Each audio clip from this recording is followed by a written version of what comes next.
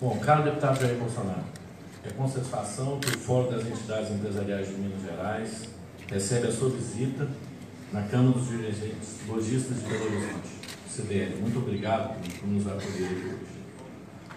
Consciente de que nosso país vive um momento grave de sua história nos campos da política e da economia, o Fórum decidiu promover este debate. Oportunamente, vamos realizá-lo também com outras autoridades, que, exemplo de Vossa Excelência, se dispõe a percorrer o país com propostas e reflexões que nos permitam enfrentar e vencer a crise, que nos desafia nos campos da política, da economia e dos valores éticos. Bom, eu não vou continuar prosseguindo o discurso, e eu gostaria de falar a realidade que vive hoje a comunidade empresarial no Brasil. E um pouco dessa realidade dramática, ela tem que ser revertida. E a gente conta com os homens de bem desse país para fazer o que tem que ser feito. Nós, empresários, vivemos um dia a dia de opressão. Empreender nesse país significou martírio. Tem significado. Estamos todos sendo tolhidos no dia a dia das nossas empresas, convividos com a arbitrariedade de todos os tipos e de toda ordem. Injustiça. Aqueles que empreendem, que movem o país, que são os geradores de riqueza, continuamente vem sendo confundido com o algoz dessa nação. E nós temos que reverter esse quadro. Esse desafio que eu faço ao senhor, deputado, e a todos os outros candidatos que vêm aqui apresentar as suas propostas.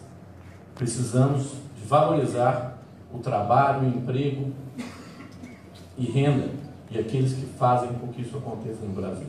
Muito obrigado a todos, boa tarde.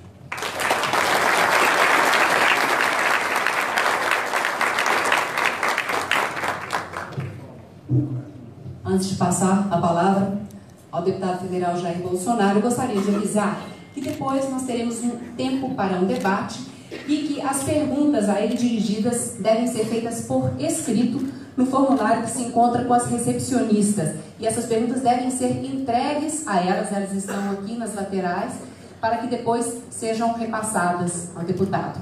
Então, convidamos para a sua explanação o deputado federal Jair Bolsonaro.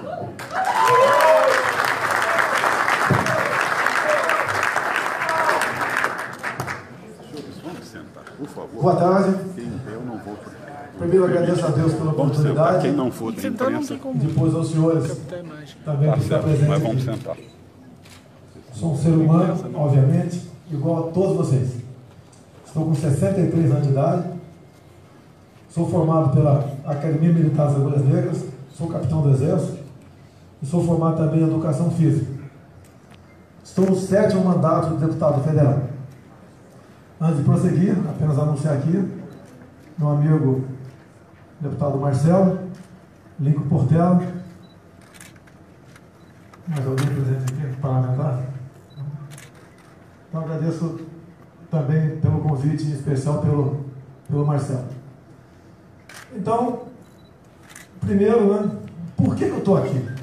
Por que eu resolvi, sem partido, sem ter televisão, sem nunca ter aceito recurso de terceiro para fazer campanha, eu resolvi chegar aqui. Comecei a analisar, uns 4 anos atrás, quem nos comandou até o momento. Além de comandar o Brasil, o chefe supremo das Forças Armadas. Já estive sob o comando de alguns deles. O que eles fizeram até o momento? A gente faz algumas comparações, como tive Israel. Olha o que eles não têm, o que eles são. Olha o que nós temos aqui no Brasil, o que nós não somos. A mesma análise que eu estive há pouco na Ásia. Coreia do Sul, Japão, Taiwan. Bem como, obviamente, não podia deixar de ser uma viagem aos Estados Unidos. Como pretendo fazer no futuro para a Europa. Em especial a Ásia. É a mesma coisa. Por que chegaram onde chegaram? Porque nós, em cima de solo riquíssimo, continuamos pobres e o que é pior, sem perspectiva. Vocês já ouviram falar o ditado que temos que consertar o carro andando. Na verdade, Marcos Cinta, nós temos que consertar o avião no ar. não é apenas a questão da economia. Todos os fatos se interligam. E aí no meio, a economia, onde eu sou mais questionado. Quando eu falei que eu não entendia, eu pensei que fosse ser interpretado como uma manifestação de humildade. Como os senhores entendem, de Forças Armadas, a grande maioria não entende de medicina, não entende de agricultura, mas um presidente tem que ter um conhecimento de tudo isso, simplesmente impossível. O que é um presidente da República? É o que escala o time. Se esse time, ao ser escalado, sofrer influência de partidos políticos, ele não vai ganhar o jogo. E vai continuar fazendo o que foi feito ao longo dos últimos 30 anos no Brasil. Botar a pessoa errada no lugar certo, ou a pessoa certa no lugar errado. Quem é o nosso ministro da Ciência e Tecnologia? Não precisa me responder. O que ele tem feito pelo Brasil? Ele poderia ser uma excelente pessoa em outra área, não nessa. Uma área tão importante como essa, que eu fui ver, uma viagem rápida, lá na Ásia. Então, eu botei no papel, como eu posso chegar lá sem dinheiro? Sabia que não ia ter partido, eu estava no Partido Progressista, sabia que não me daria legenda, assim como a maioria dos partidos sempre negocia isso daí, apoia, né, em troca de ministérios, diretorias de banco, estatais, seja lá o que for. E comecei a andar o Brasil. E buscar, então, depois de estudar os problemas regionais, qual a solução sem dinheiro? Que nós estamos entrando agora na fase da mentira. Um pré-candidato aí falou há pouco que vai dobrar a renda do trabalhador. Ué, enquanto o governador não dobrou a dele. E ficou 8 anos lá. Nós não queremos mais isso. Eu tenho dito também, desculpa, Marcos, que o meu plano de governo, o senhor participará da sua formulação, será o pior de todos. Por quê? Vai ser verdadeiro. Não vai ter aquela historinha, o senhor de Minas ler e falar, que maravilha, esse cara eu acho que é mineiro. E acabou as eleições, bota no lixo, na gaveta e toca seu barco. Então os problemas do Brasil estão aí, mas temos soluções. Nós temos que acreditar em soluções. Hoje encontrava um colega que tem uma boa aposentadoria, ganhou o teto, do serviço público, obviamente, e está com seus 70 anos, falou, eu vou para os Estados Unidos. Eu falei, tudo bem. Estava jogando a toalha, ele falou, não dá mais. Então eu falei para ele o seguinte, se você não ajudar a mudar o Brasil, mesmo você nos Estados Unidos, daqui a algum tempo, com a economia quebrada, você não vai receber a tua pensão. E você vai ter que entregar pizza com 70 anos de idade. Essa é a nossa terra.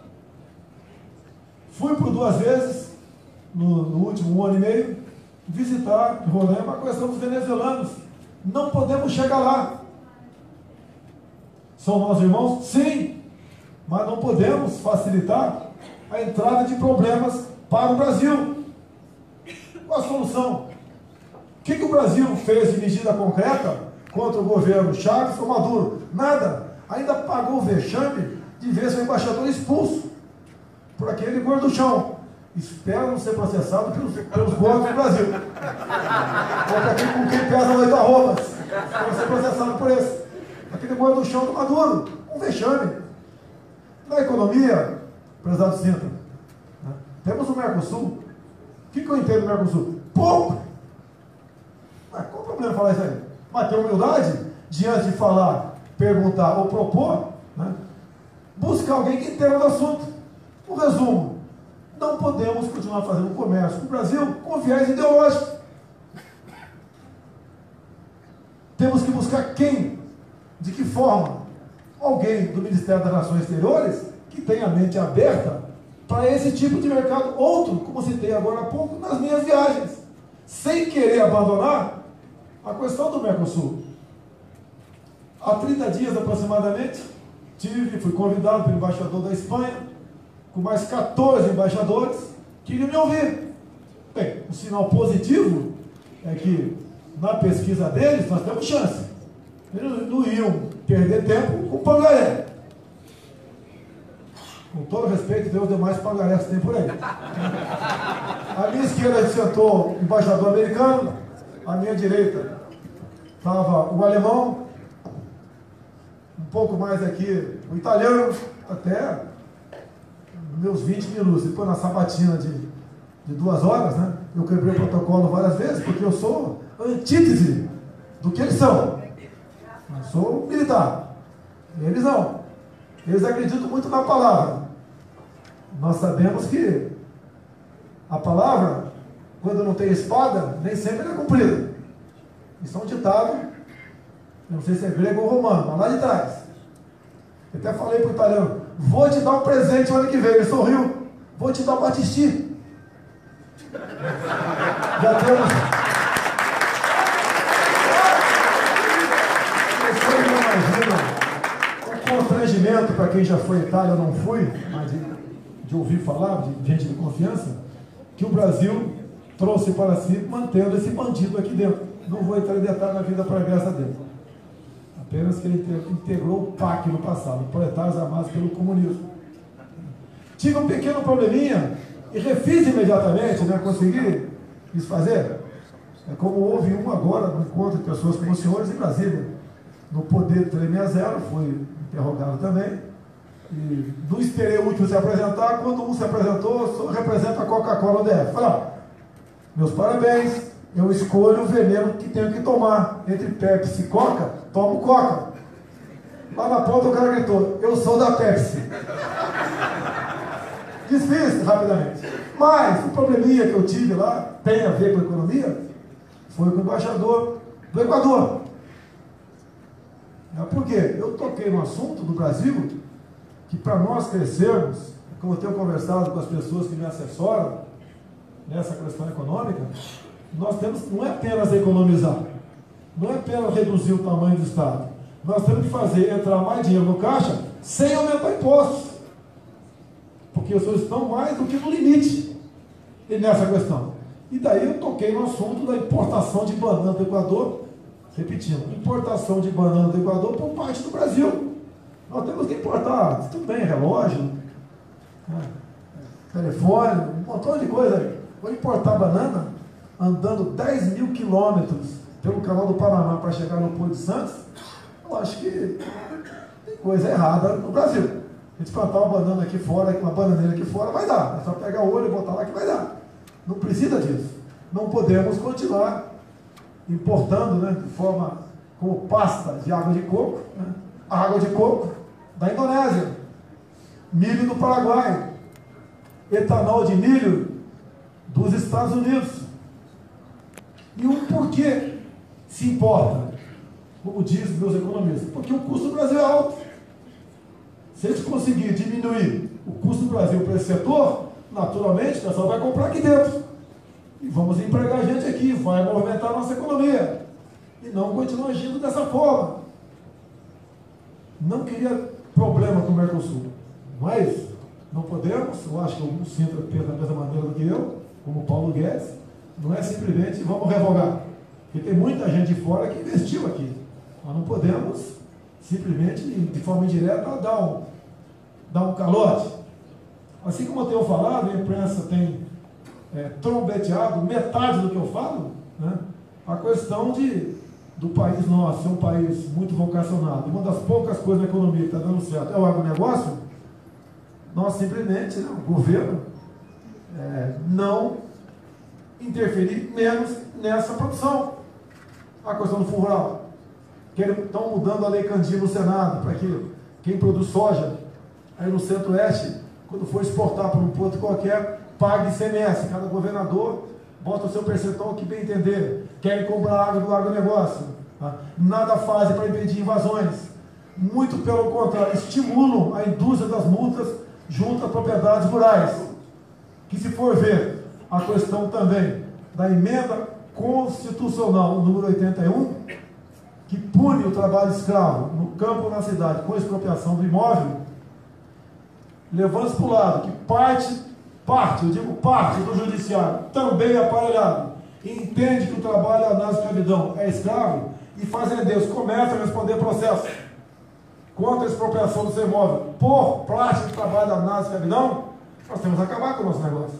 E mais grave ainda, o Brasil já estuda há algum tempo, infelizmente, porque não temos inteligência estratégica, né, vender terras agricultáveis para outros países. Não interessa qual seja o país. Nós não podemos deixar a nossa segurança alimentar nas mãos de terceiros. E me desculpe aqui, um exemplo bem rasteiro, para aquela imprensa pegar e botar na manchete amanhã e me esculachar. Não tem problema não. Tá? Uma coisa é eu comprar na chácara desse cidadão que está do meu lado aqui, toda semana uma galinha e uma dúzia de ovos. Outra coisa é eu comprar dele o galinheiro. Ele não poderá dizer que no dia seguinte ele vai comer um ovo cozido. O Brasil está partindo para isso. Tem devido aos problemas do campo, que eu disse agora para os senhores, o fazendeiro quer vender a sua propriedade, botar, quem sabe, na Caixa Econômica e correr todo mês ou toda semana para saber quanto ele ganhou. E torcer para aumentar a inflação. Porque quando aumenta a inflação, o que é uma forma simplista de fazer? Aumenta a taxa de juros. Ele vai ganhar muito mais. Esse é o nosso Brasil. As mesmas regras, quase as mesmas regras do campo, se aplicam às cidades. O que nós temos conversado nessa questão? Nós temos que ter um Estado que não atrapalhe os senhores, não fique de olho na jugular dos senhores quando quer arrecadar mais. Nós temos que desregulamentar muita coisa. Foi o que o Trump fez. Cada nova regulamentação temos que revogar duas outras.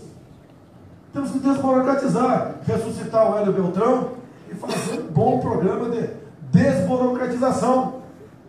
Quando se fala em direitos trabalhistas, o pré-candidato fala, tem tudo para perder voto. Que parte da população, não alcança. Hoje em dia não temos 14 milhões de desempregados. No meu entender, temos mais de 40 milhões. Porque a metodologia para se dar o número de desempregados é uma irreal. Quem recebe a Bolsa Família está tido como empregado. Quem não procura emprego é tido como empregado. Quem recebe auxílio reclusão, uma piada, né? Também é tido como empregado. Esse não é um valor real dessa questão. Eu poderia ter hoje em dia 10 funcionários comigo. Tive uma boleia um tempo atrás, produziu algo, né, que poderia vender por R$70 na ponta da linha. Mas quando fui ver os impostos, tem que vender por 300. Ninguém vai comprar. E se eu tivesse entrado no negócio, como é que eu ia demitir essas pessoas que eu contratei? A dificuldade de se comprovar uma justa causa, mesmo estando quebrado. Coisa rara de se ver na justiça trabalhista, o patrão ganhar uma ação.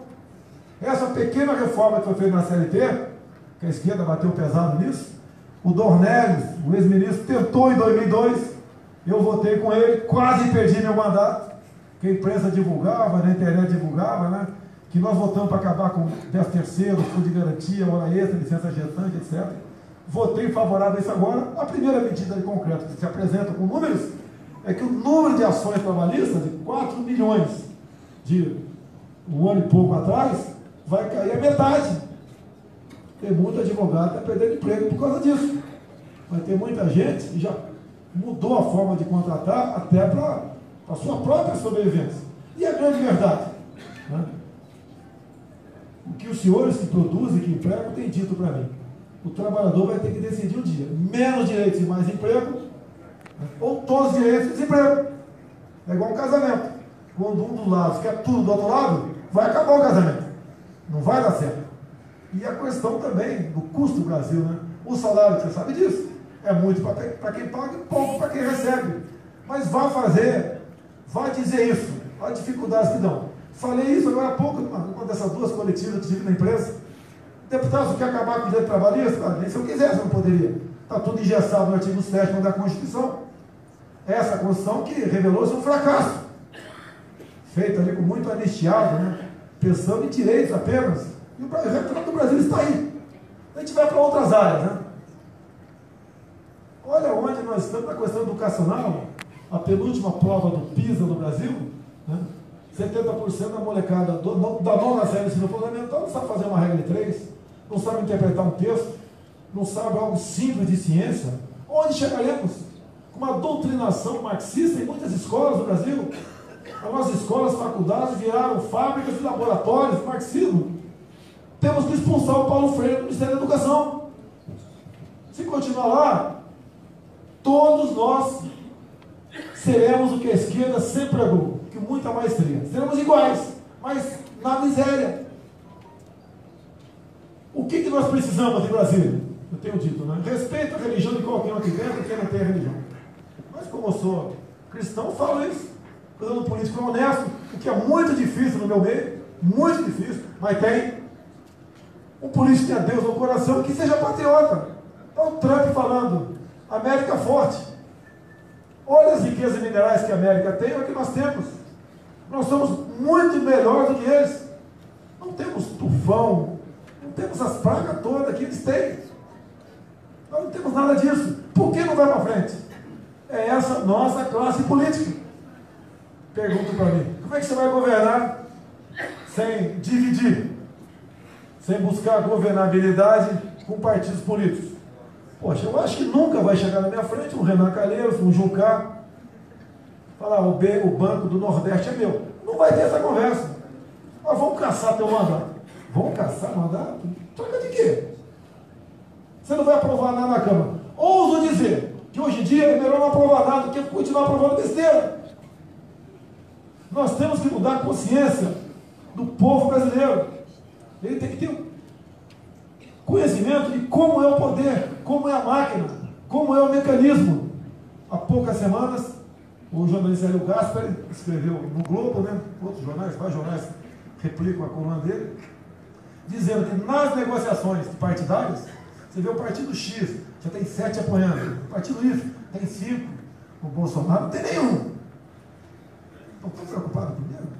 Agora, ele diz que nessas negociações, que interessa ao MDB, ao PSDB, ao PP, ao PR, ao PP, ao PCdoB, segundo Hélio Gaspari, é o compromisso desse grande acordo no segundo turno com um candidato que assine o indulto para os condenados da Lava Jato. O Hélio Gaspari termina. O único que não aceitaria isso é o Bolsonaro. Se nós continuarmos a fazer política dessa forma, nós já sabemos o nosso destino. Garanto uma coisa, vocês podem errar comigo, mas com os outros já erraram. E a imprensa mesmo, eu gostaria que mudasse a sua postura, não tocante a minha pessoa, pode continuar malhando, não tem problema não. O coro aqui não é do Joaquim Barbosa não, é de Biruta, tá? Ajude a divulgar isso. Não dá para continuar falando em governabilidade dessa forma. Ir lá para o escurinho dos porões do Jaburu. E o que vocês querem? Os caras botam gente lá para quê? O meu ex-partido botou o senhor Paulo Roberto Costa Petrobras para quê?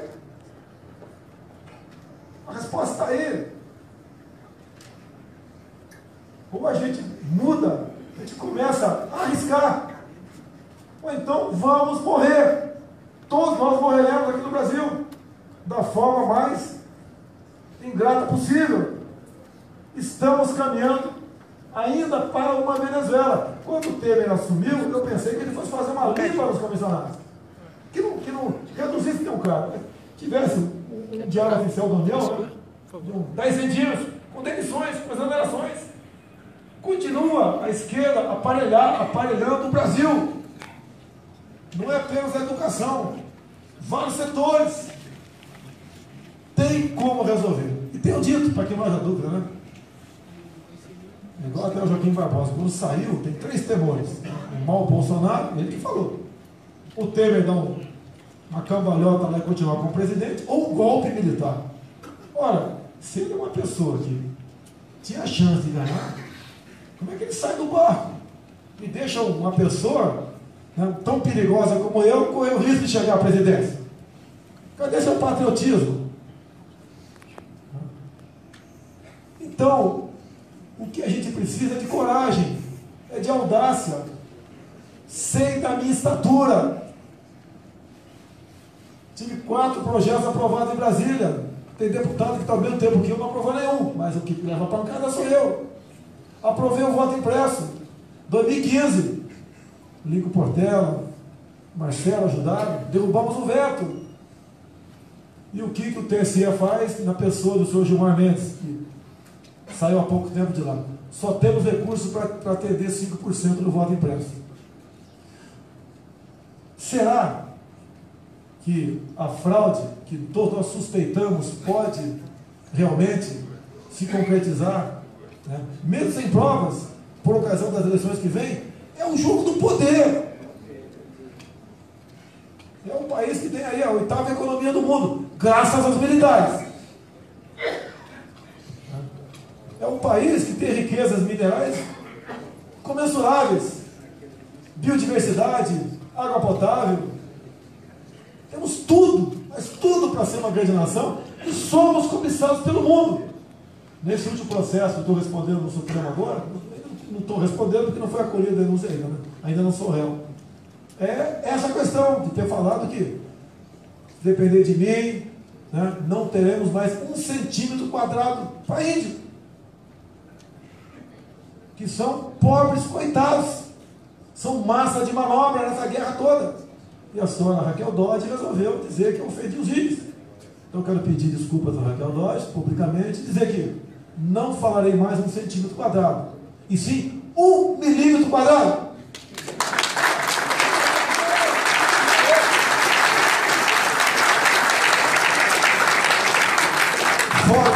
Foram privilegiados uma coisa, imunidade parlamentar é outra no artigo 53. Essas palavras nossas, tinha dúvida até 2001, que pode e que não pode.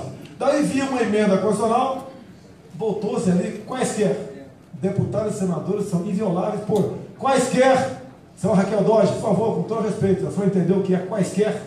Quaisquer palavras, opiniões e votos.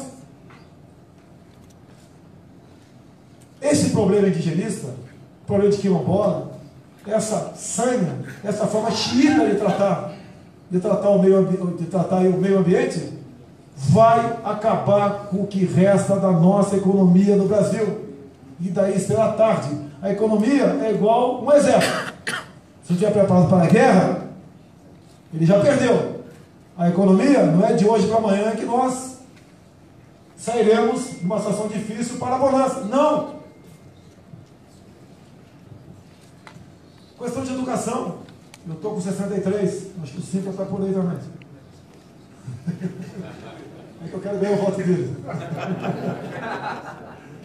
Questão de educação. No nosso tempo, eu morei no interior, quando havia um casamento, uma festa, os primeiros a serem convidados são os professores. Hoje o professor não é convidado nem para velório. Isso é permitido. É verdade. Professor, em grande parte, né, não diz que é professor. Veja as pesquisas da APOSP, apesar de ser de esquerda, né, eles fazem pesquisa, não tem como torturar muito os números, entre outras aberrações lá, tocante a droga na escola, né, mais de 50% já tomou conhecimento ou já teve acesso, ainda querem liberar maconha. Imagina, vai para 100%. Ou para 99%. Mas um dos itens, 70% dos professores já foram agredidos física ou moralmente por alunos ou pais de alunos. Não tem como dar certo a nossa educação, é impossível. Impossível. E qual é o produto final da educação? É formar uma mão de obra que vai influenciando a economia. Quantos senhores têm dificuldade para contratar uma pessoa? Até para um cargo simples. Mal se fala a nossa língua. O nosso querido Paulo Freire, né, torturou a norma culta. Português passou a ser bairrismo. Ser estudante passou a ser algo vexatório. Tem que começar a mudar isso. Por exemplo, o senhor Geraldo Alckmin, enquanto governador de São Paulo, sem entrar no mérito da questão, tentou fazer uma reforma no ensino. Foram meses de greve. Professores, né, filiados ao PCdoB, PSOL, PT, pararam as escolas de São Paulo. O garotada nem sabia o que estava fazendo, mas estava lá em greve, sem entrar no mérito da proposta do senhor Geraldo Alckmin. Escola não é lugar de fazer isso. Denunciei em 2010 aquela questão conhecida como kit gay. Até deixa bem claro, quem botou esse nome foi eu. Tá? É a propaganda, né? Tarzan pelado com a mão no bolso. Todo mundo vai querer assistir o filme. Fiz isso e mostrei o que estava acontecendo. E tive aos poucos, né, a aceitação de parlamentares e nós conseguimos evitar que a ideologia de gênero fizesse parte do Plano Nacional de Educação. Mas mesmo assim, o governo do PT arranjou uma maneira de burlar a lei. Para eles não vale a lei. A lei boa é que interessa para eles. Não interessa, eles burlam. Turismo no Brasil. Economia. Eu acho que é o dinheiro mais fácil que pode entrar no país. É o do turismo. Não se gasta quase nada, não tem infraestrutura.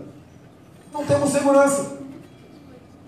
Onde estava em Brasília, no auditório Nereu Ramos, da Câmara, participando de uma audiência pública com os transportadores de carga do Brasil. 2 pontos lá, tratado lá, mais ênfase, né? Quanto por ano o Brasil perde com cargas, em torno de R$1,5 bilhão de carga. Isso, obviamente, leva aos transportadores, né, procurar seguradoras. Isso faz que aumente a inflação, porque o produto chega mais caro na prateleira. E o que é mais grave? A questão das mortes dos caminhoneiros. E como combater isso?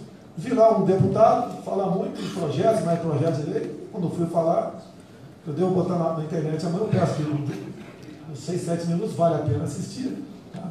Até para me conhecer melhor, para decidir se eu presto ou não presto. Se eu entro no radar dos senhores ou não. Tá? A questão da violência, como tratar a questão da violência? Eu acho que dentro de casa, o senhor tem que ter o direito de ter a posse de arma de fogo. Quem quiser ter uma arma de fogo lá embaixo da cama, na prateleira, tem que ter esse direito. Até para proteger dentro da tua casa e da tua família. Quem não quiser, que não tenha. O porte de arma de fogo, devemos flexibilizar. Sim.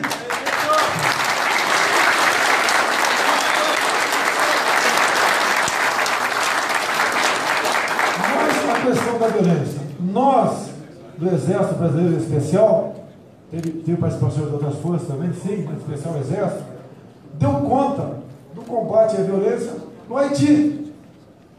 Nós tínhamos uma lei lá que dizia a forma de engajamento.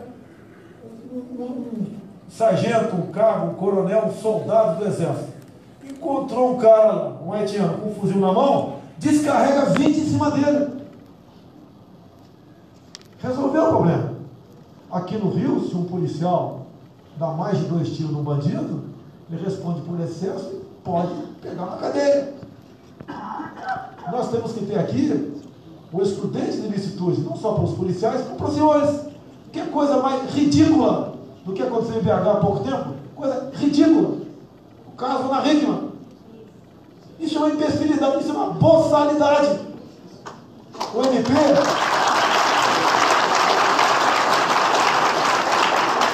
Você sabe da história.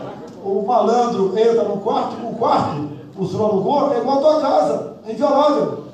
Dá 2 tiros numa senhora, lá o marido dela pega a arma, dá 3 na cabeça dele, o MP aqui, o engravatado do MP, diz que aquilo foi excesso de legítima defesa. Esse cara é um ridículo. E tem que ter um presidente que fale isso. Não se esconda.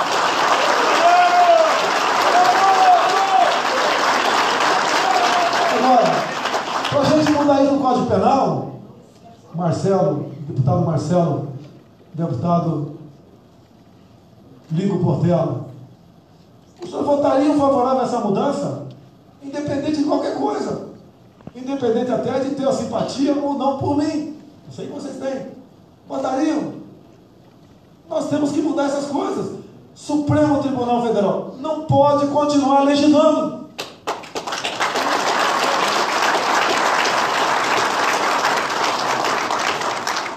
Também, Conselho Nacional de Justiça legislou, criou audiência de custódia. Eu sei que tem advogado aqui, eu vou desafiar você, né? Você não sabe a diferença de furto, roubo e latrocínio. Eu sei. Não sabe, eu vou dizer agora. Eu sei. Eu vou dizer agora. Se alguém estiver levando o pneu do carro lá fora agora, isso é furto. Se a senhora chega lá e o elemento agir de violência para consigo e levar o pneu embora, isso é roubo. E se a senhora levar um tiro na cabeça e morrer, isso é latrocínio. Nós temos que prender o cara depois que te matar. Por que não prender o cara desde o começo? No furto.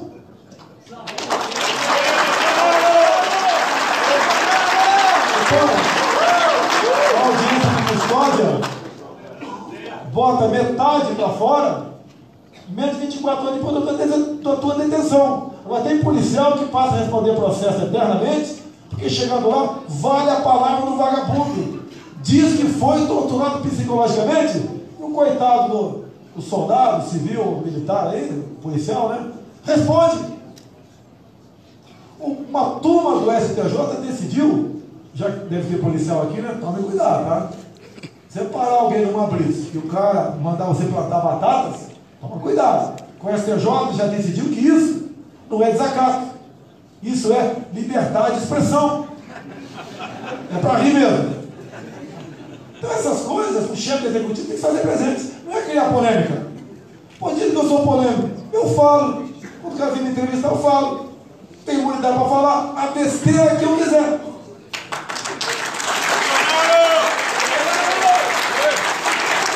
Então, se jogar pesado na segurança, deputado, colega Sintra, o nosso turismo vai começar a funcionar. E quando eu falei em meio ambiente, você já ouviu falar aí na Baía de Angra, né? Fiz uma brincadeira na vez passada que ia achar uma saída para o mar para Minas. A imprensa me esculachou. Você está enganando vocês. Quero dizer que eu não estou enganando. A saída para o mar é via o Oceano Pacífico. Vai ficar bem claro. Mas na Baía de Angra, uma área maravilhosa. Respondi um processo por 2 anos de crime ambiental lá. Ninguém quase sabia por quê, mas estava lá, criminoso ambiental. Okay? É porque estava, segundo eles, pescando. O processo foi arquivado. Me autuaram no mesmo dia, mesma hora que eu tinha metido o dedo no painel de votação em Brasília. São tão burros esses petistas que nem puderam pular, né? Bota sábado e domingo, botaram uma terça-feira. Perderam mais uma ação. Mas aquela área, na mão de espanhóis, né? Que tem uma história de turismo, de portugueses, que nós às vezes falamos mal deles, né? Como piada, eles estariam faturando bilhões de dólares por ano com turismo. Até porque aquela área é uma das melhores áreas do mundo. Água cristalina, quente, praias maravilhosas, mas resolveram demarcar aquela grande área como estação ecológica de Tamoios. Pegaram 29 acidentes geográficos, a maioria ilhas, maravilhosas, num raio de 1 quilômetro, não pode qualquer atividade humana. Se alguém estiver passando por lá, estiver morrendo afogado, não vá para a ilha, morra afogado. Essa forma xiita também prejudica a nossa economia. E para encerrar aqui, já que eu fui esculachado, como se fala em nióbio e grafeno, quase que toda semana temos um novo invento do grafeno. Fui visitar, apesar de ser branquela de olho azul, e é difícil andar em alguns locais do Brasil pelo meu porte, né? Ainda mais agora, sou mais conhecido, mais difícil ainda. Fui ver as montanhas de grafite lá, né? Riquíssimas em grafeno. Fui na Universidade Mackenzie, entre as centenas de utilidades, né? Nós temos 50 pesquisadores de fora e os 10 brasileiros do Mackenzie, que o Brasil não teve competência de investir em pesquisa. E isso foi descoberto em 2014. O maior invento que está para sair da prancheta no tocante ao grafeno é uma super bateria que de diferença que você tem no carro de vocês é apenas uma. Ela é recarregável em poucos segundos. Para no posto, vai tomar um café, volta, ganha-se uma autonomia de 700 km. Isso vai revolucionar a indústria automobilística. E nós vamos acabar, no futuro, importando essas superbaterias. A que preço? Se poderíamos, ao investir em pesquisa, ao termos um Ministério de Ciência e Tecnologia com pessoas que realmente quisessem trabalhar nesse sentido, discutir nanotecnologia, entre outras coisas, investir em vales do silício do Brasil, que tem que ter um no Rio, tem que ter um no Ceará, tem que ter na Amazônia, talvez em alguns locais. Nós, cada vez mais, estamos ficando para trás. E quando eu fui lá em Miracatu, que tem as montanhas de grafite, eu comecei a andar pelo mato, fui com um colega meu, um subtenente do Exército. Vamos lá, guerreiro, vamos dar um passeio? Uma semana fora, bora. Avisamos a família, meus condentes fui embora. Vendo buracos pular. É o Vale do Ribeira é quase o que resta da Mata Atlântica, aquele pai está lá. Tá? E os buracos, eu comecei a conversar com o pessoal da região. Quem é que fez esse buraco? Há 15 anos atrás, mais ou menos, 10 anos. Qual o tipo de pessoa que estava aqui? Eles começam a jogar. Tem gente de olho puxado? Tem. Quem é que está prospectando o nosso Brasil? Chinês, sul-coreano, japonês? Eu acho que sei quem que é, mas como não tenho certeza, não vou falar. A mesma coisa na região amazônica. Certa vez passei por Surucucu. Tinha um branquelaço lá de 2 metros de altura, uma mochila enorme, aquele telefone Globalsat. Tinha o pessoal do Exército comigo, e daí? A gente não pode fazer nada. O que esses caras estão fazendo aqui? Estão investigando, pegando bichinho, vendo plantas, estão mandando para fora. Tiram o sangue de índio. E nós podemos fazer o quê? Não podemos fazer nada, porque a FUNAI dá cobertura. Me perguntaram o que eu ia fazer com a FUNAI. Ela vai funcionar. Pode ter certeza disso. Agora, a completar o raciocínio que eu deixei vago há poucos minutos. Ninguém governa o Brasil com o meu espírito, que é de grande parte dos senhores, a partir de 2019, se não tiver ao seu lado as Forças Armadas pela manutenção da lei e da ordem.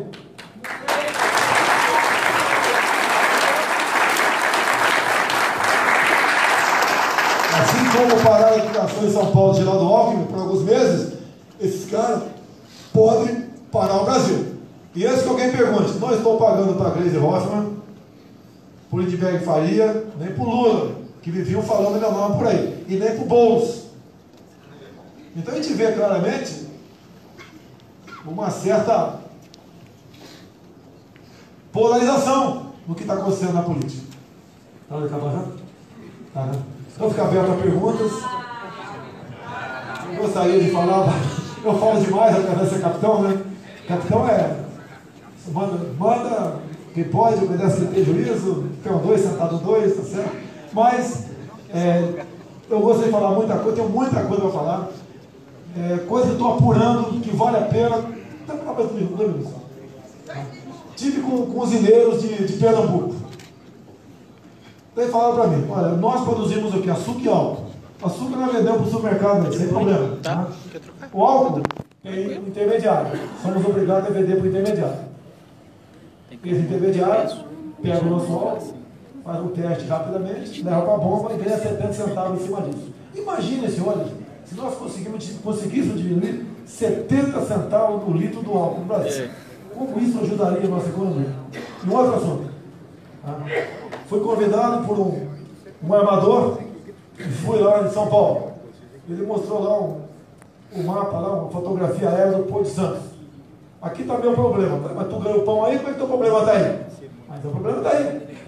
Olha, a cada carga, a cada tonelada que eu importo ou exporto, eu tenho que recolher aproximadamente R$3 para um fundo que é para desassorear a Bahia, o Porto de Santos. O problema que eu estou tendo, esse dinheiro não é usado nisso, ou pequena parte é usado nisso, e de acordo com a quantidade de cargas, eu tenho que ter 2 navios, e não um, porque o cavalo de um, como é maior, não entra. Isso fica sendo mais caro para mim. E esses 2,5 bilhões, repito, 2,5 bilhões por ano, que entra para essa rúbrica, ninguém sabe para onde vai. Quem manda no Porto de Santos? MDB e o nosso querido presidente. Temos como mexer na economia sem proporcionar sacrifício outros para a nossa população. Eu citei 2 casos, com toda certeza o senhor sabe de outros. É um sonho? Eu acho que não é. Eu acho que isso é uma meta. Nós devemos perseguir mudanças no Brasil. E com o apoio de vocês, Não é votando, não, até porque eu não estou aqui pedindo voto para ninguém. E não posso fazer isso, está infringindo a lei eleitoral. Mas com a conscientização de todos e com apoio, nós temos como defenestrar essas velhas raposas da política e fazer um Brasil para todos nós e não apenas para eles. Muito obrigado.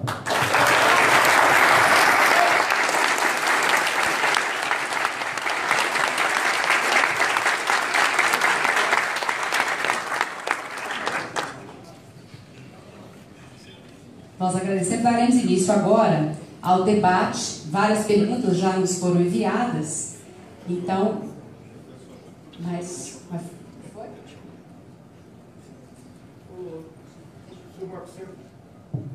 O Marcos Centro, eu gostaria de usar a palavra. Eu só daria quanto tempo para ele. Ele faz parte da nossa equipe econômica, né? E aqui há um grande interesse dos senhores nessa área, com toda a certeza.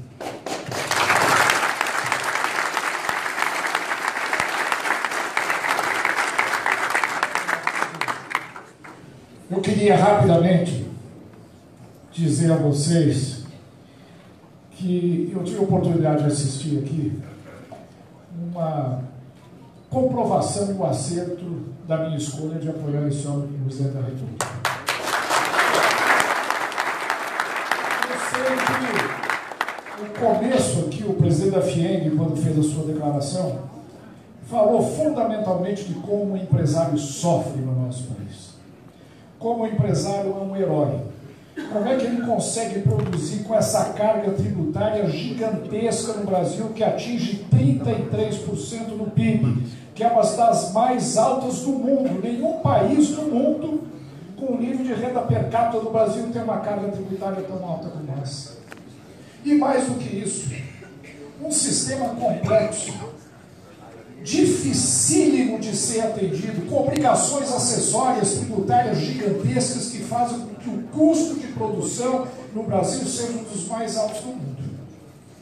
Então a preocupação hoje do empresário, e nós estamos aqui no meio empresarial, eu sei que é em grande parte a questão tributária. Eu queria falar, deputado, muito brevemente, sobre uma bandeira que eu venho discutindo há mais de 20 anos, e que eu tive a oportunidade, inclusive, de, como deputado federal, ainda em 2002, apresentar uma PEC, a PEC 474/2001, aprovada na Comissão de Reforma Tributária e na Comissão de Constituição e Justiça, que está hoje na pauta do Congresso Nacional, que implanta o Imposto Único Federal.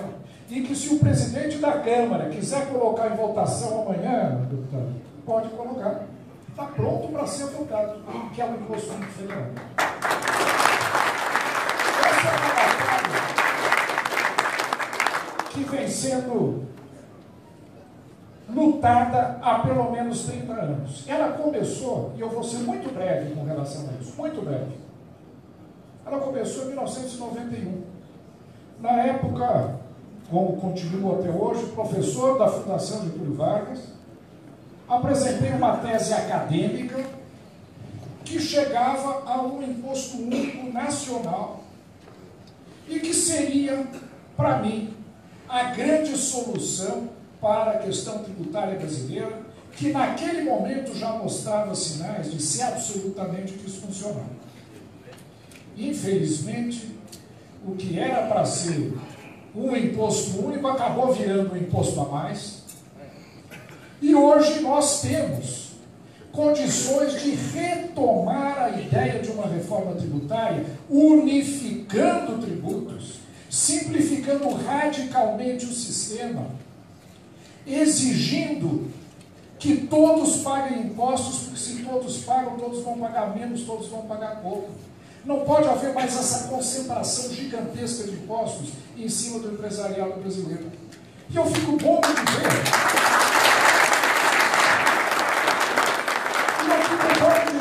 Economistas de outros candidatos falam que vão fazer uma reforma tributária, que vão implantar imposto único também, todo mundo está dizendo isso agora, mas que não vai poder reduzir a carga tributária, não dá, infelizmente, para reduzir a arrecadação, e, portanto, ele vai simplificar, mas não vai reduzir a carga de impostos em cima do lombo do empresário.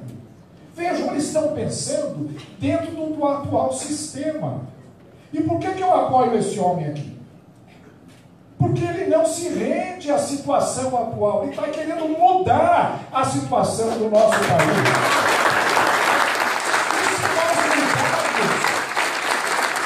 Se nós formos capazes de fazer um processo de privatização que ele vai fazer, o enxugamento do papel do Estado que ele está discutindo com o grande economista Paulo Guedes, se ele fizer o que está se propondo a fazer, que é libertar o empresário para que ele possa fazer aquilo que ele deve fazer, aquilo que ele sabe fazer, que é produzir, e não ficar correndo atrás de papel e fugindo de fiscal de todo mundo.